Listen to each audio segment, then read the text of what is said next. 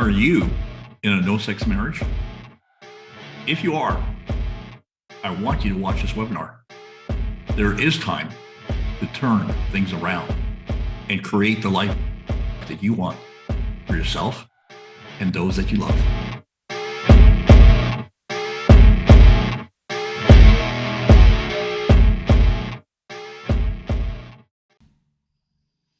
So you are in a no sex or little sex marriage and, you've lost your vibrancy.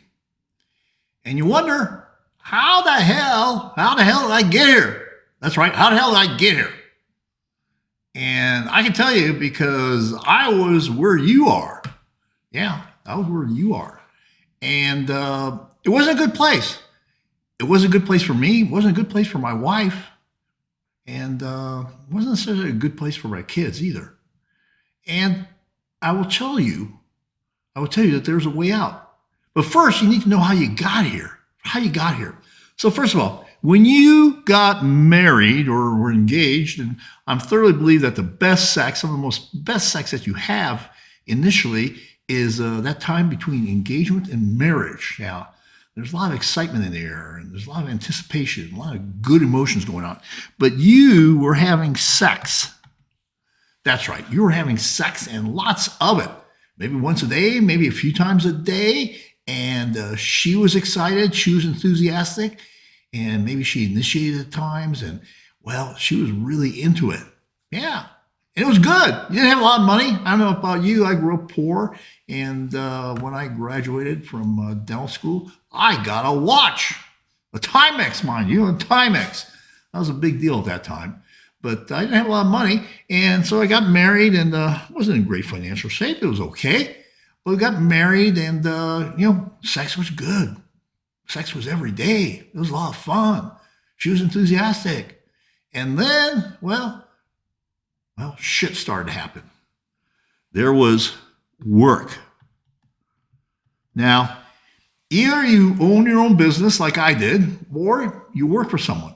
But work is stressful. And when you get promoted, the stress increases. That's right, the stress increases. And pardon my scribble, but that's as good as I'm going to get on here on this printing. And the stress increases all the time.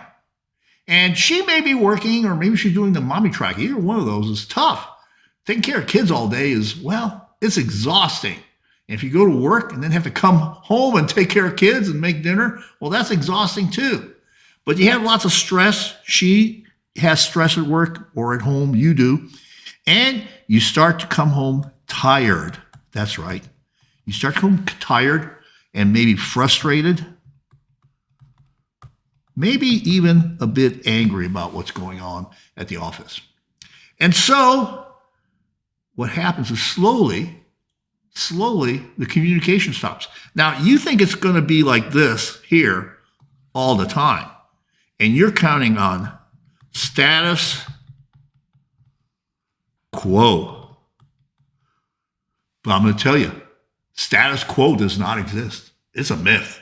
It is a myth. You are either getting better, or if you're not working on getting better, by default, you are getting worse.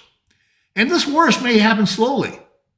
And you may go from having sex every day to having sex a few times a week, to having sex a few times a month, every 6 months, a year, maybe never.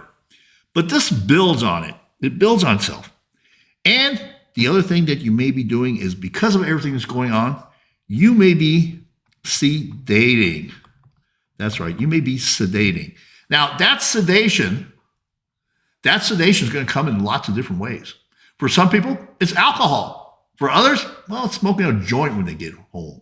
Yeah, smoke a joint, alcohol, or go completely the opposite direction.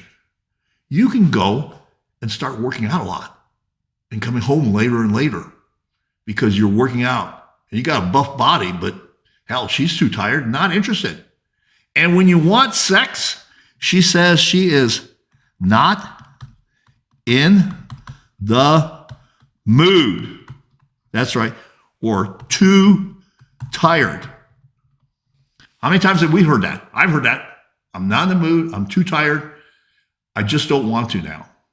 Or maybe, maybe you're really kind of persistent and, well, you nagged her and she's just tired of the nagging. And she says, fine, I'm going to let you use my vagina for a little bit. And she just lays there passively, not particularly a participant. She's waiting. She's hoping for this to be over soon. And that type of sex is, well, it's not particularly fulfilling. Actually, it's a lot like masturbation. It's actually vaginal masturbation. That's right. It's vaginal masturbation. And it's not very fulfilling. You're done and she moves on. She gets up and leaves. And you're going like, well, gosh, what happened? Now, for some of you, you may have gone to porn. Yeah, porn. And, but it's not satisfying. And it gets less and less satisfying. You have to get to more and more, edgy porn. And maybe you got yourself a flesh lamp. Now, if you haven't heard of flesh lamp, go look it up on the internet. Or you got one of those little suction things that gives you a blowjob. But again, you're craving human intimacy. And roll into that the fact that you have the other things that actually kills sex in the relationship is kids. That's right, kids. Now, I remember when our kids were really young and I thought it was great. Yeah, in the morning they wake up and especially on the weekends, they come to your bed.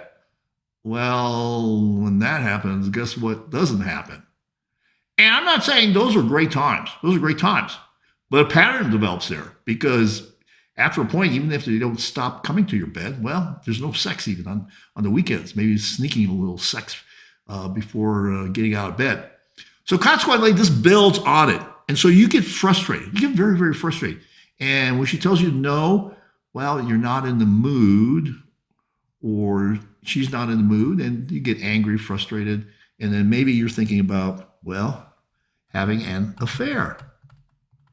Now that's going to do you. Now, let me just go back to the porn.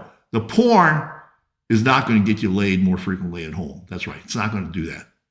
And an affair, if you want half your shit gone in a heartbeat, that's where that ends up. It ends up in divorce. Now, you know that there's something more, and you're looking for it over here. But most men and their significant others cannot clearly articulate with specificity what they want. So as a result, you are a wandering generality, and she's a wandering generality. And until you can articulate specifically what you want, you're not going to get it because you won't be able to deal with the how. But before the how comes the what and the why. Now, you say you want more sex, but I'm going to tell you that probably you want something more. I think you want spiritual, emotional, and physical intimacy. That's right. You want intimacy. You want a willing partner in life and sexually. You want someone to be there. You want someone who wants to be with you, who actually enjoys you. And they, in return, are willing and sometimes actually initiate the sex. Yeah, sometimes they actually even initiate it. So that is what you are looking for.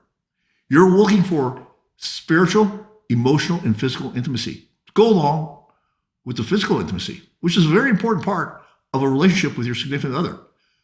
Do not let anyone tell you that physical intimacy is not important, but it needs to be intimacy.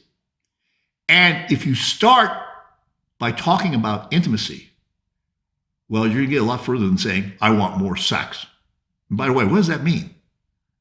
And what are you doing to help her enjoy sex more often? Yeah, what are you doing? What have you done? Most of the time, men have not done anything different than what they've been doing for the last 5, 10, 15, 20 years. And it gets boring.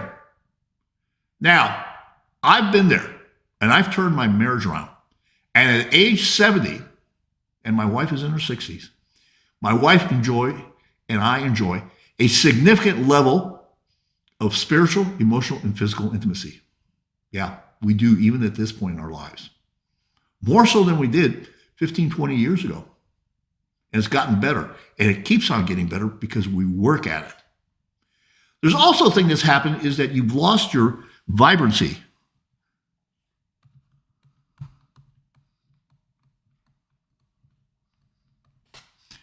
And that happens a great deal of time. Now, men, let me make that arrow a little bit better. Men lose their vibrancy over a period of time, a short period of time. And they don't really notice it until they get to a certain point and they go like, gosh, I don't have the same energy I had 5, 10, 15, 20 years ago. And there are strategies to deal with that. I know what they are. And women, well, and some of you may be at the point where your wife is going through menopause. And if you've not gotten the intimacy solved, then guess what? The little or no sex that you have is going to get less. And no matter how bad things are, they can get worse. That's right. No matter how bad things are, they can get worse. So, what is the answer? Oh, let me back up a little bit here. Yeah, and the other thing is, talk about your vibrancy. You go to your doctor and he tells you, well, your lab values are fine. But I feel like shit. But he says, oh, your lab values are fine. And that's just part of the normal aging process. And that physician expects you to accept that as an answer to your low level of energy. And I call bullshit on that. Because there are strategies to increase your vibrancy at whatever age you are. So I've explained a little bit about how you got here. That's right. And if you're still listening to me, then I know, well, you want something more. So I'm going to tell you to do one thing. One thing right now is to go to www.thestandard.academy/activation call and schedule a short call with me. That's right, a short call with me. And we're going to go over a few things, and we're going to find out, well, are you a fit to work with me in the Standard Academy? Yeah, are you a fit? At the end of that call, I'm going to share with you one thing that you can do immediately to improve the quality of your relationship. Yeah, one thing that you can do immediately to improve the quality of your relationship. So don't wait, don't hesitate, and for God's sake, don't procrastinate. Go to www.thestandard.academy/activation call and schedule that call down. You're going to be very glad that you did. You can turn it around.